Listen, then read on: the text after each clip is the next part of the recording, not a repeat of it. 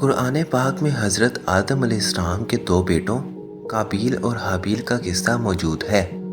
اللہ تعالیٰ نے حضرت آدم علیہ السلام اور حوا علیہ السلام کو بہت اولاد سے نوازا۔ انہی میں دو بیٹے قابیل اور حابیل تھے۔ قابیل بڑا لڑکا تھا لیکن یہ ماں باپ کا نافرمان تھا۔ حابیل چھوٹا بھائی تھا جو ماں باپ کا ہر کہا مانتا۔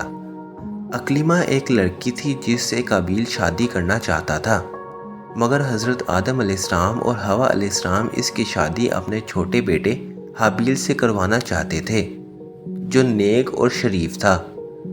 اس لیے قابیل اپنے ماں باپ اور بھائی کا دشمن ہو گیا۔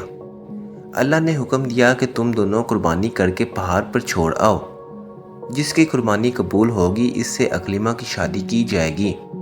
اللہ کو اپنے نیک بندے پسند ہوتے ہیں اور وہ ان کا ساتھ دیتا ہے۔ آسمان سے ایک آگ آئی اور حابیل کی قربانی کو لے گئی، یعنی حابیل کی قربانی قبول کی گئی۔ اب اس کے بھائی قابیل کو بہت غصہ آیا۔ اس نے حابیل سے کہا کہ میں تجھ کو مار ڈالوں گا۔ حابیل نے کہا اللہ نیک بندوں کی قربانی قبول کرتا ہے، اگر تم مجھ سے لڑو گے تو میں تم پر ہاتھ نہیں اٹھاؤں گا۔ پھر آخر ایک دن قابیل نے حابیل کو مار ڈالا۔ دنیا میں یہ پہلا قتل تھا جو قابیل نے اپنے بھائی حابیل کا کیا۔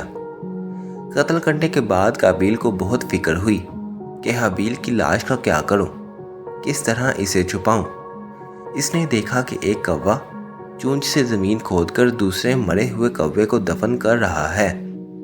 تب اس نے بھی اپنے بھائی حابیل کو زمین کھود کر دفن کیا اور خود جا کر آگ کی پوجا کرنے لگا۔ حضرت آدم علیہ السلام اور حوا علیہ السلام کو بہت تکلیف پہنچی۔ قابیل اور حابیل دونوں بھائیوں کے جھگڑے سے انسانیت کو یہ سبق ملتا ہے کہ ہمارا حقیقی بھائی یا مسلمان بھائی اگر ہم پر زیادتی کرے تو بہتر ہے کہ ہم صبر سے کام لیں اور اپنے بھائی پر ہاتھ نہ اٹھائیں۔ قابیل نے اپنے بھائی کو قتل کیا۔ قیامت تک لوگ اس پر لعنت کریں گے اور آخرت میں اللہ کے عذاب کا مستحق ہوگا۔ قیامت تک کیے جانے والے ہر قتل کے گناہ میں قابیل کا حصہ لکھا جائے گا۔